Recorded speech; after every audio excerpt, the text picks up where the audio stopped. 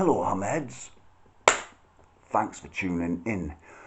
You know, if I see one more rainbow, I'm going to go ballistic. They're everywhere. I mean, Pride Month's over now, isn't it? But they're still there.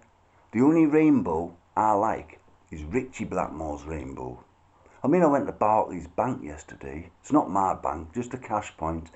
Draw 20 quid out, you know, because I wanted to buy some green. And they're even in on it now. You know, Pride and, you know, the LBG, LBN, XYZ, fucking PO, whatever. I mean, well, it was, who was it? Halifax? Oh, well, millions of people closing the count down there. Yeah. And the trans activists, trans rights. Just how many more rights do these people want? They have their claws into every major corporation around the world, don't they? Yeah? Even Boggs, for crying out loud. I mean, these companies, they've all bowed down to them, haven't they? They all have to promote them.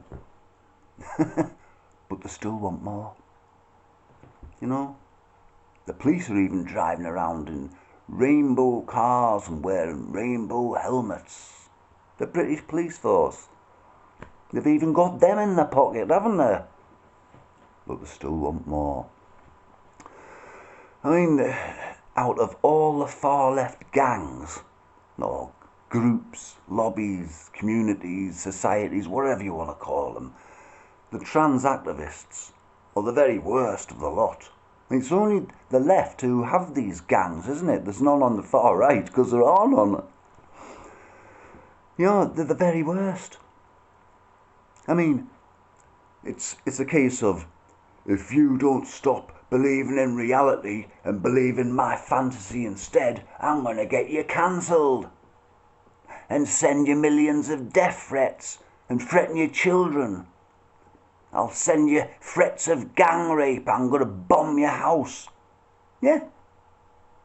This is the violent fascist trans activists sending people like J.K. Rowling, who I'm not a fan of, by the way, and Sharon Davies and other people, just because they spoke the truth, the biological and scientific truth. Didn't like that. I mean, in fact, J.K. Rowling, she said she had enough death threats and threats of rape and all sorts, terrorist threats from the trans activists. She had enough to wallpaper every mansion she has 10 times over. I mean, I've drawn up a list here, right, of all the big companies and corporations and whatnot that, you know, the trans activists have a hand in. These all promote them, you see. Big tech, Google, Facebook, Twitter, football, women's sport, schools, colleges, parliament, road crossings, the police force, the NHS, supermarket chains, fast food outlets, Disney, automotive companies, toilets, prisons.